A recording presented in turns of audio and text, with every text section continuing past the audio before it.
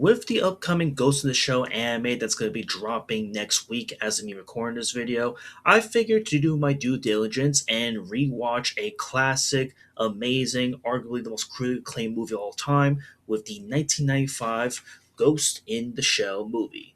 And yep, I just got done rewatching it and I want to talk about it because this film right here is one of my many 10 out of 10 anime slash movie recommendations out there. And for me, after rewatching this film and letting it simmer down a little bit with the thoughts and the feelings and everything that happened in this film, there's many that are going to criticize this film first and foremost and say that hey, this film half the time doesn't make any sense. There's no plot. There's no like clear direction as to where it's going. And yes, while you can argue that maybe the art style is really good and gorgeous, what this shouldn't be a 10 out of 10 anime. And I can see why that's the case, because given that this synopsis is really vague, it is really like open to interpretation for some.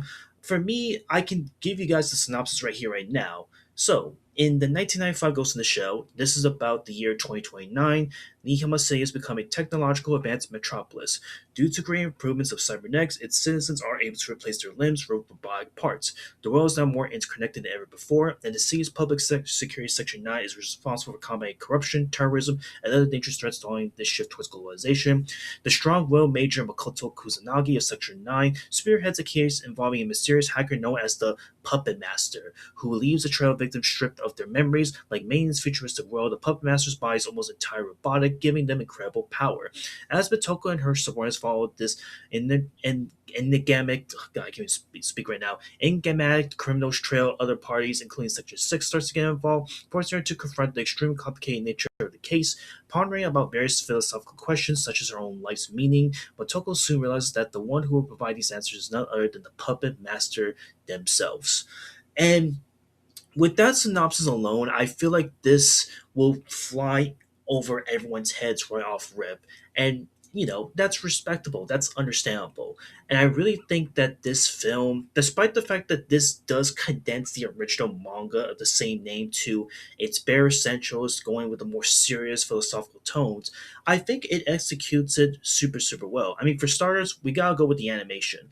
The animation and the art style for this movie still holds up incredibly well roughly 30 years later. Like, it's crazy to think that the opening scene where Matoko just falling down the building, shooting and killing someone and just completely turning invincible for hand shit is still one of the coolest scenes you will ever see like kickstart a movie of this caliber. The action, the fight sequences in this film is also absolutely incredible, it is impeccable. At times I felt like it just got a one shot, one take type of feel that holds up and can go toe-to-toe with a lot of the modern day anime movies that's out right here, right now. And when it dives into the philosophical themes in this film, it really dives into those philosophical themes where it dives into like the meaning of life. It also dives into like moments of anxiety, depression, suicide, and maybe at times giving you like a little bit of hope in these low key, small type of feels. And I don't know, like for me, I really like the characters in this show where it just gives a lot more brevity and you see characters like give on a different perspective, a different change of pace at times.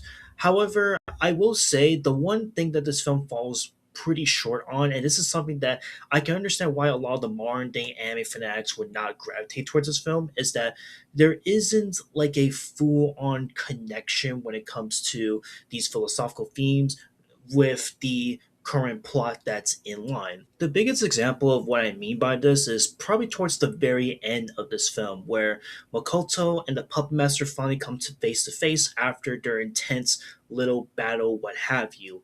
And once she decides to jack in once again, she decides to finally confront the Puppet Master face to face through the process of being jacked inside the mainframe. And throughout this whole like back and forth between the Puppet Master and Makoto, the Puppet Master pretty much exemplifies like, make me be one with you, make me merge with you so that I can show you the meaning of what it is to live and to die and etc. and give birth all over again.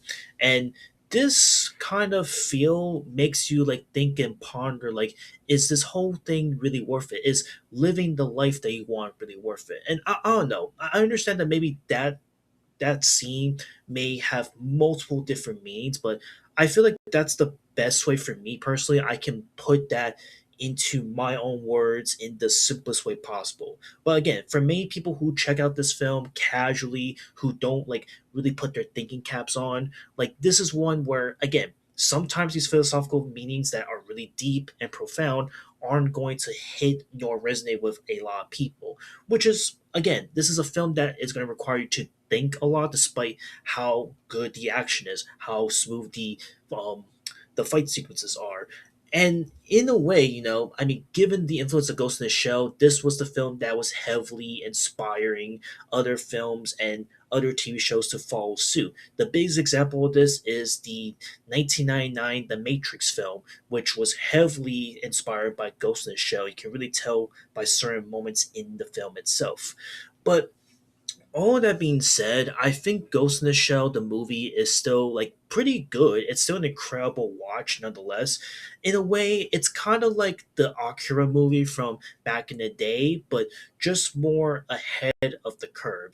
Because, like I said, now that we are in the year of 2026, things have drastically improved upon. Things have changed so much to the point where a lot of these themes about, AI driven like stuff happening is now happening right here, right now, and it's not slowing down anytime soon, unfortunately. And it feels like at the rate that we as society is going at the path of this rise of AI technology, we could be unfortunately going to this really horrible depiction of the future that's depicted in Ghost in the Shell. And while it doesn't like fully adapt this full on nuts to butts manga from back in the day, this movie here was still pretty good for its time. I think that this is still an incredible must watch film.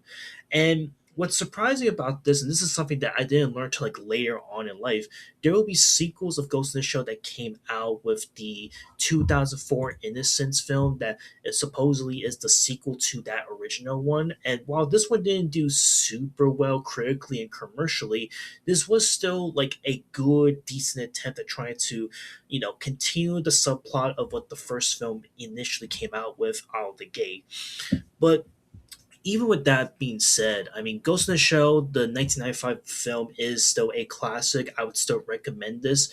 I personally would say that now, after rewatching this film, this is not my 10 out of 10 film, sadly. This is more like a 9 out of 10 in my view, because this is a film that you really have to sit down, really ponder, and really just take in everything in the best way possible. And given that we have the Ghost in the Shell TV anime adaptation dropping within a week, I'm definitely looking forward to that one as well.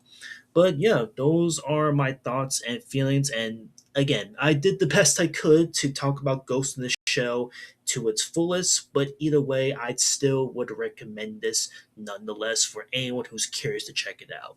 But yeah, Ghost in the Shell, absolutely incredible movie 30 years later, and that's really about it. I'll see you on the next one. Later.